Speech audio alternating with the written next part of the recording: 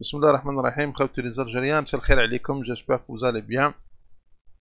J'espère aussi que vous avez passé une bonne fête d'indépendance. اليوم راح نحكيو على un sujet important, un sujet d'actualité qui concerne les fameuses déclarations, des déclarations quasiment incendiaires, تاع le ministre des Affaires étrangères espagnol concernant l'État du Mali. L'État du Mali, le Mali, bien entendu, un pays frère, un pays voisin en Afrique, avec qui nous partageons beaucoup on va dire de relations, on va dire humaines, économiques, des relations en tout genre. Ou bien entendu, on est en train de gérer, que ce soit l'Algérie et l'État malien, on est en train de gérer un véritable problème, l'insécurité. L'insécurité, les حكينا عليها à plusieurs reprises au niveau de cette chaîne, concernant bien sûr les activités islamistes qui sont, on va dire, bizarres. On a un historique un peu particulier, où malheureusement l'hikaye hadi elle ne fait que durer, bien qu'il y a eu beaucoup de progrès qui ont été faits, notamment du côté de nos frères maliens. D'ailleurs, c'est sûr qu'il y aura des Maliens qui vont voir cette vidéo, donc je les salue, ils sont toujours la bienvenue à notre chaîne. Donc dans tout ce contexte, اليوم il y a eu هاد الحكاية هذه جديدة de la part de l'Espagne, وكما عملتكم باللي l'Espagne c'est un petit peu un trouble fait هكايا.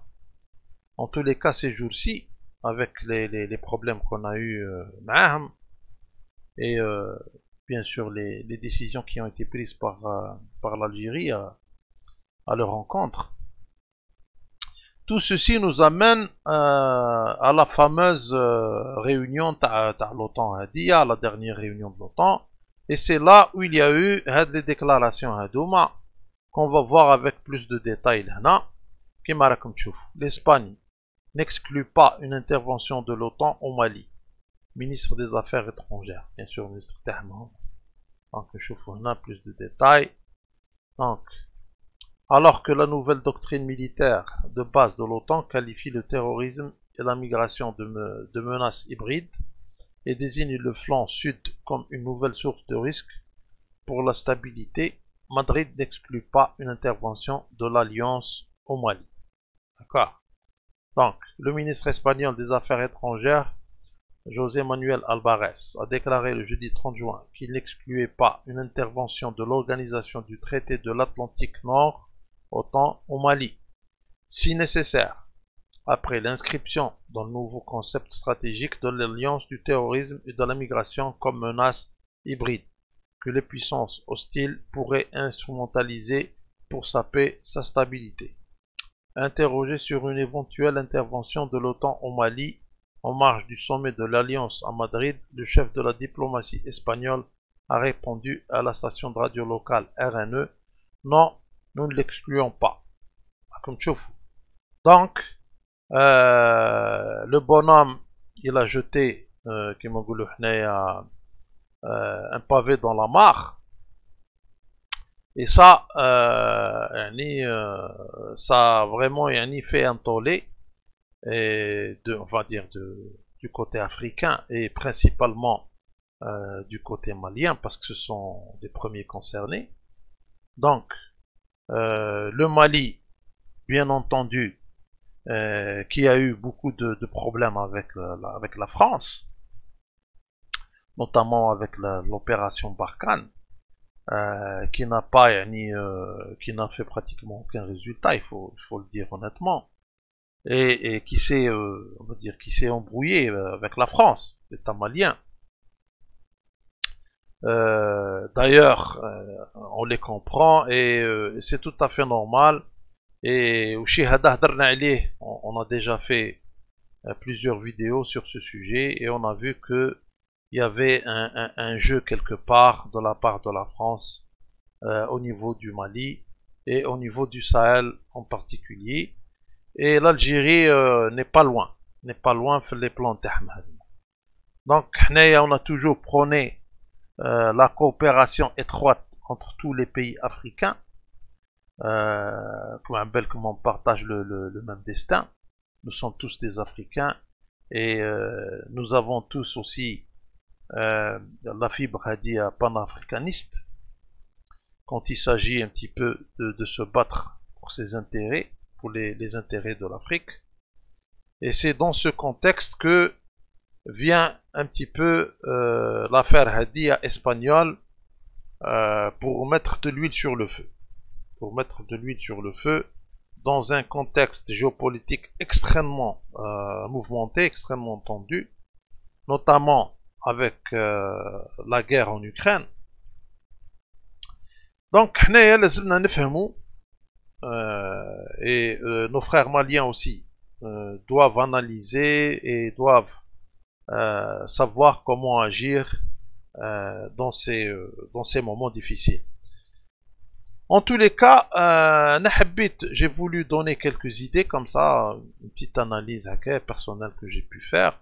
J'ai vu qu'il y a beaucoup on va dire, de points communs entre ce qu'a dit Hadaya, le ministre des Affaires étrangères espagnol, et entre ce qui a été déjà fait, on va dire, quelque part, par d'autres puissances, des puissances de l'OTAN, notamment les États-Unis, concernant le Moyen-Orient. D'accord? Donc, si on se rappelle bien, en Irak, ça a été toujours l'insécurité, etc. Les problèmes, comment on appelle ça? Les armes de destruction massive. Donc, on prend toujours l'insécurité et la menace qui va nous venir d'une région. D'accord?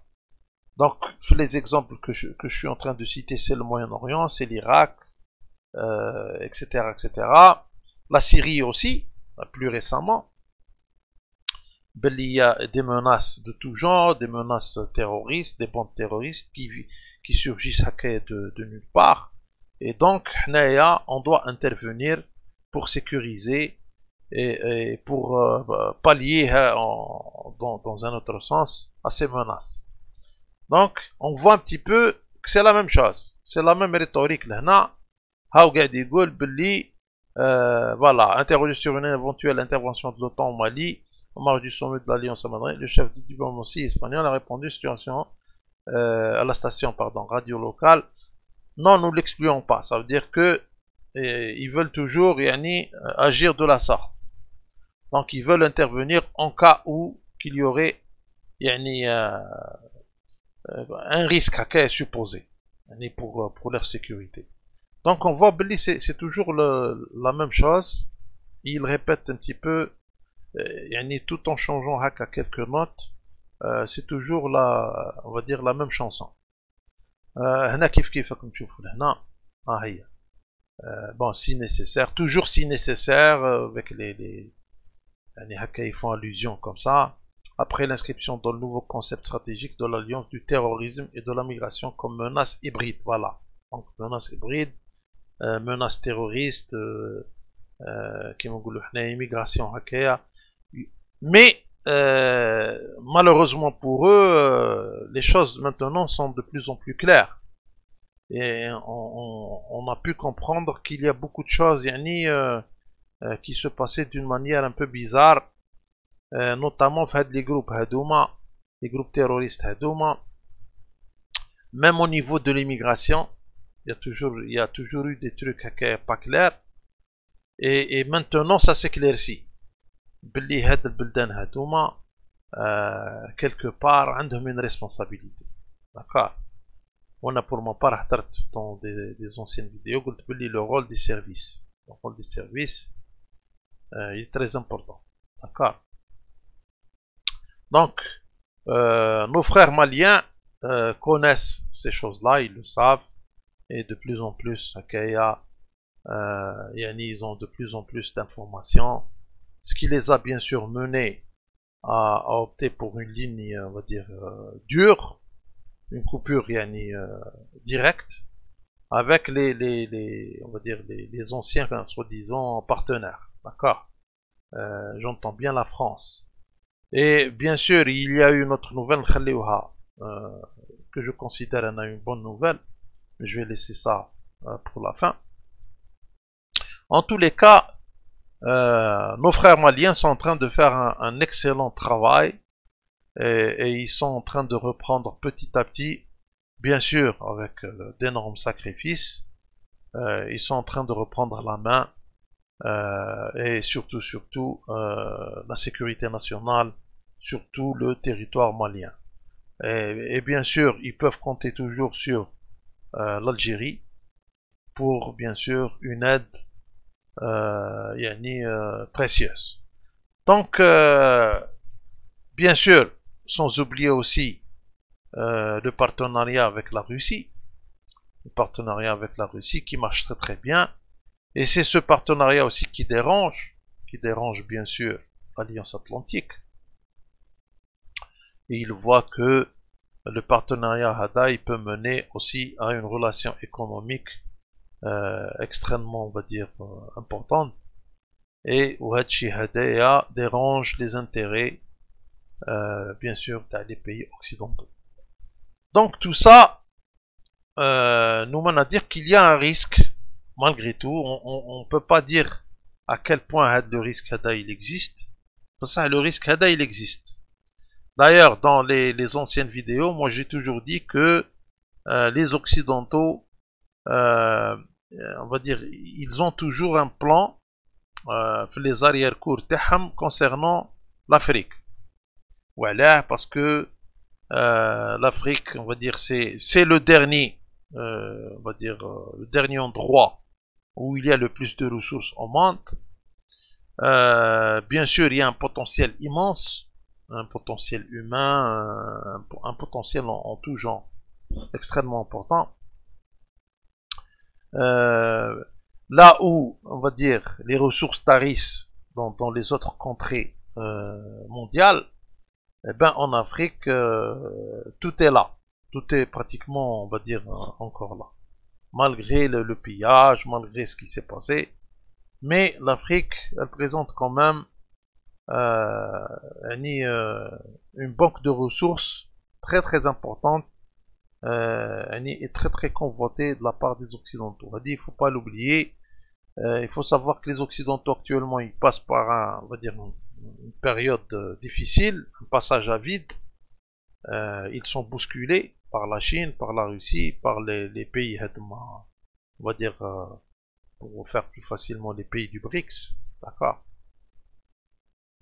Mais pour moi, je dis que les situations ne sont jamais figées dans le temps, d'accord. Il se pourrait qu'il y aurait, on va dire, un sursaut d'orgueil de leur part. Et il faut faire très attention. Donc le problème n'est pas là. Moi je dirais que le problème c'est de notre côté. De notre côté, c'est-à-dire les pays africains, les pays en voie de développement, bien qu'un j'aime pas trop le terme Hada. Mais bon, on fait avec. Dans ce contexte-là, il faut vraiment se serrer les coudes. Il faut se serrer les coudes.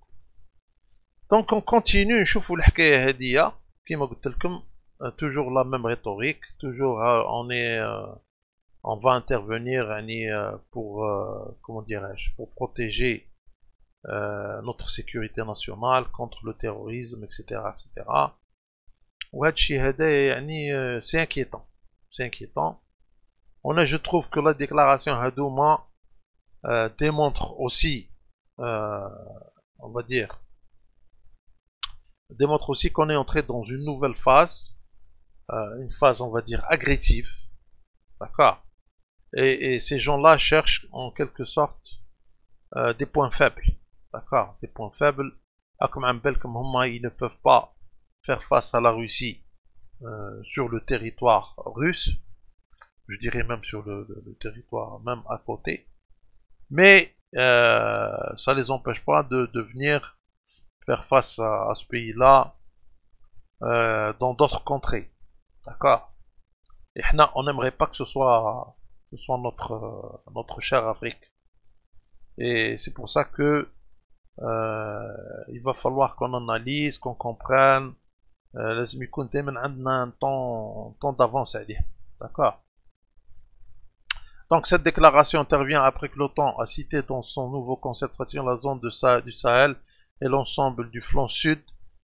Déjà, Inch'Allah, les prochains jours, on va voir la nouvelle stratégie. J'ai pas eu le temps de voir, parce qu'on doit comprendre c'est quoi la nouvelle stratégie, parce qu'il y a eu toute une réunion là.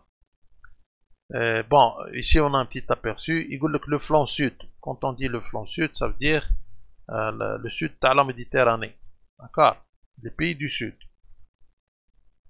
اللي هما مدخلينهم في la stratégie هذه la nouvelle stratégie de l'OTAN. Donc région représentant un intérêt stratégique, c'est exactement ce qu'on disait tout à l'heure, et source de menaces potentielles. D'accord? Donc là, il prend toujours la menace pour qu'il y ait des interventions. هذا هو le problème. En raison de l'instabilité sécuritaire qui règne.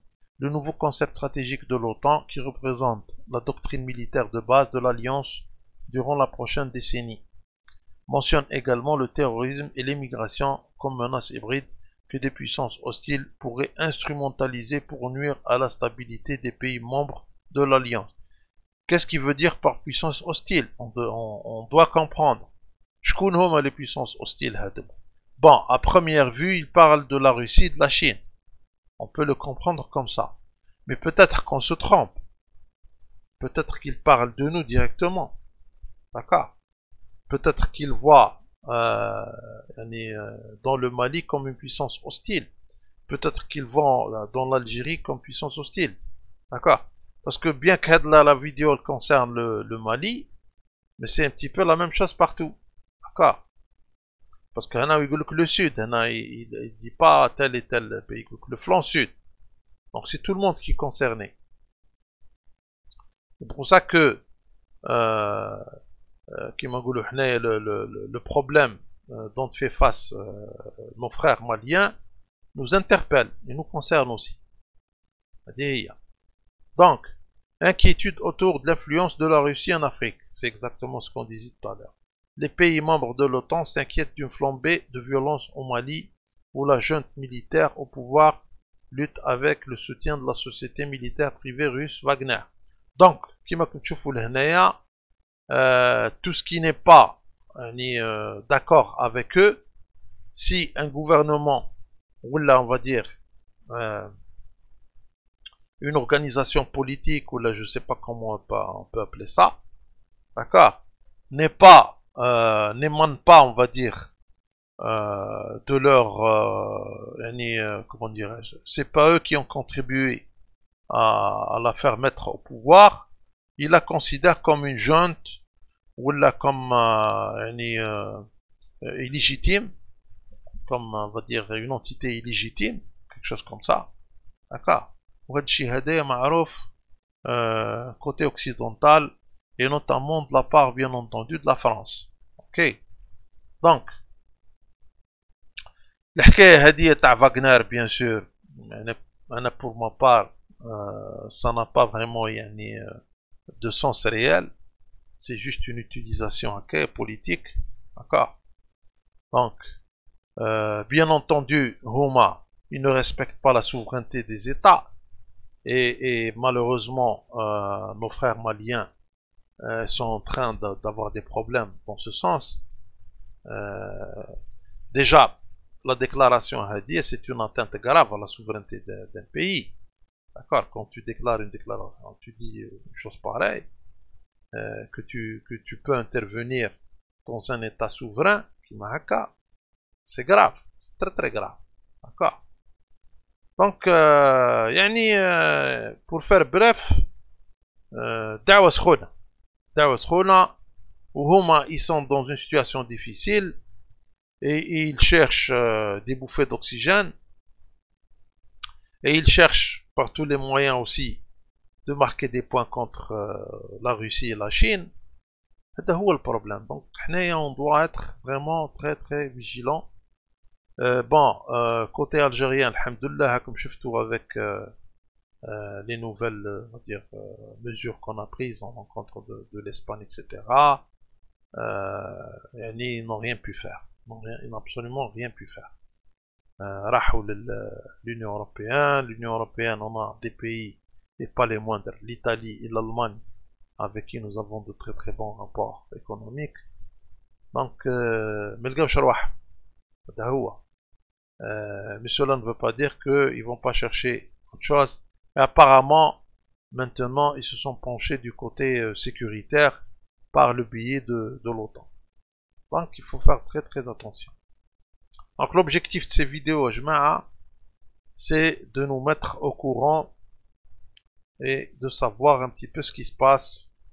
Parce que ces gens-là, ne préparent rien de bon pour l'Afrique. Donc, la dernière session du sommet de l'OTAN s'est tenue à Madrid du 28 au 30 juin. Dans une ancienne vidéo, je fais un petit peu le rôle de l'Espagne, un rôle très important. Donc, du côté malien, quelle a été la réaction? Bien sûr, les Maliens n'ont pas aimé, c'est tout à fait normal, et ils sont dans leur droit le plus absolu d'exercer leur souveraineté sur leur pays, et ils ont le soutien total de la part de tous les pays africains, et notamment de l'Algérie, où ils ont le soutien terrien personnel. D'accord?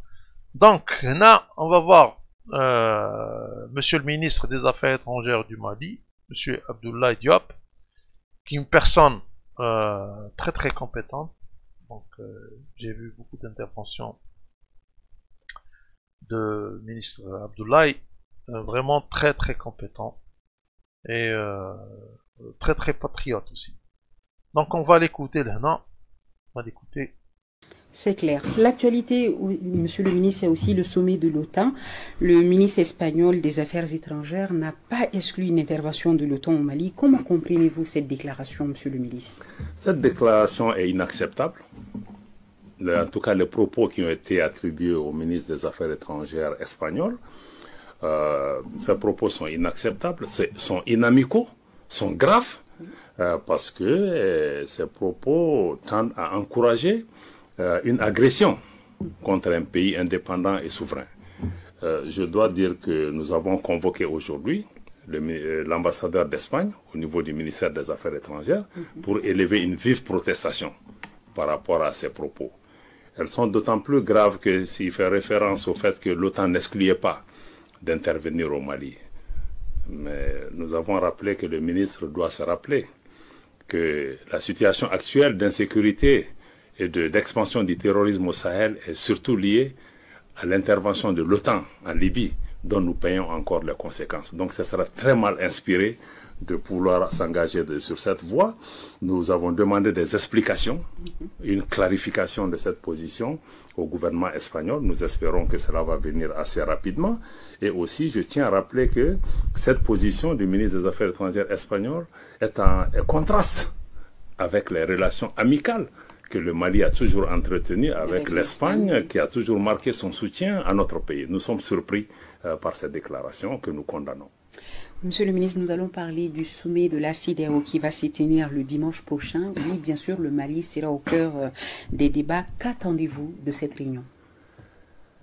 Le Mali attend que toutes les avancées importantes qui ont été enregistrées au cours de ces derniers mois, notamment depuis un mois et demi, et qui ont été versées au niveau du médiateur Goodluck Jonathan, depuis la fixation de la durée de la transition, mais aussi la mise en place d'un comité chargé de l'écriture d'une nouvelle constitution, la mise en place d'un mécanisme commun de suivi du chronogramme, la diffusion du chronogramme détaillé tel qu'attendu, et l'ensemble de ces questions et beaucoup d'autres actes qui ont été...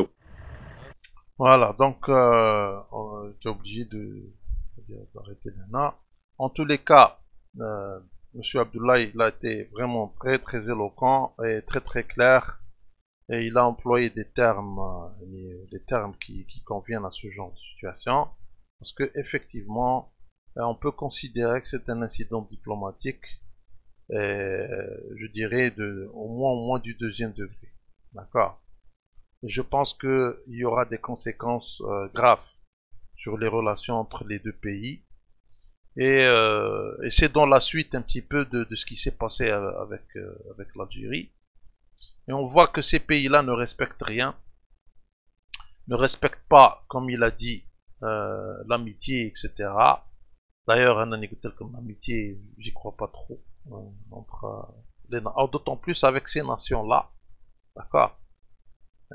C'est l'histoire malheureusement, qui nous a appris ça. Donc, il y a eu le rappel, bien sûr, de l'ambassadeur, etc. Maintenant, je ne sais pas qu'est-ce qui s'est passé la suite, parce qu'on est à l'heure où je publie la vidéo, et c'est sûr qu'il y a eu d'autres rebondissements. Donc, s'il y aurait des frères maliens qui pourraient nous donner plus d'informations dans les commentaires, ce serait la bienvenue. En tous les cas, une attaque, on va dire une attaque injustifiée, et ça en dit long sur les intentions de ces gens-là. Quand je dis ces gens-là, je parle des Occidentaux en général et tous les gens qui gravitent, on va dire, autour du projet Hadaya atlantiste. D'accord. Néanmoins, il y a eu, on va dire, deux bonnes nouvelles. Une très bonne nouvelle, la fin de la force Hadaya Takuba, la fameuse force Takuba, que j'ai pu, on va dire, j'ai pu mettre l'accent dessus sur des vidéos. Donc, Takuba Hadaya Jma'a, finalement, c'est un échec total. Et khlas, les plis bagages. Et c'est tant mieux. C'est tant mieux pour tout le monde, pour le Mali en particulier. Comme ça, ils pourront se réorganiser. Parce que ces gens-là, tant qu'ils sont là, ils vont toujours être, on va dire, un fardeau. Un fardeau pour rien du tout. D'accord. Non seulement ça, mais il n'y a pas de confiance. Et quand tu n'as pas de confiance avec les partenaires avec qui tu travailles, ça pose problème. Donc, Takuba, une bonne chose, c'est terminé. On va voir un petit document en Kaya. Takuba, ou sabre en langue tamashek, l'épée des Touaregs.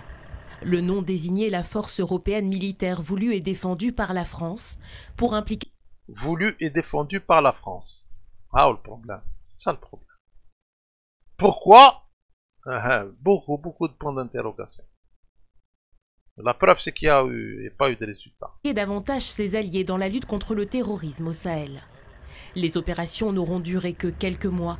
L'état-major des armées acte la fin immédiate de ce groupe d'intervention. Si les opérations de Takuba s'arrêtent, c'est d'abord parce que Barkhane se réarticule hors du Mali, et c'est parce que les autorités maliennes n'ont pas souhaité donner suite à cette expérience tactique. Takuba a atteint ses objectifs dans la mesure où elle a permis la montée en puissance des unités maliennes. Lancée officiellement en mars 2020, Bah, moi, c'est les Maliens qui peuvent répondre à ça.